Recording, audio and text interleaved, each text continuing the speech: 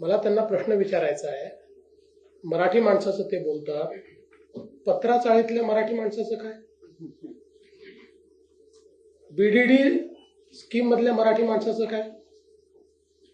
अभ्युदयनगर मधल्या मराठी माणसाचं काय? गिरगावातल्या मराठी माणसाचं काय? या मुंबईतनं मराठी माणूस सोडून गेला, त्याला ते जबाबदार नाहीत.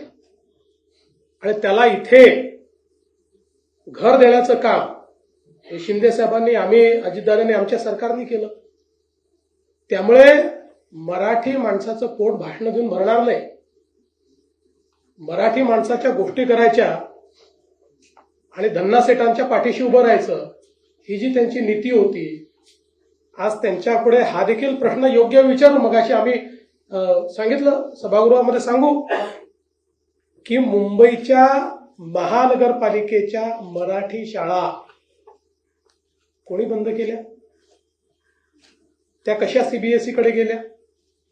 त्यातल्या मराठीची काय अवस्था झाली? या सगळ्या गोष्टी आमच्याकडे आहेत, काळजी करू नका. स्टॉक भरपूर आहे, योग्य वेळी बाहेर काढू.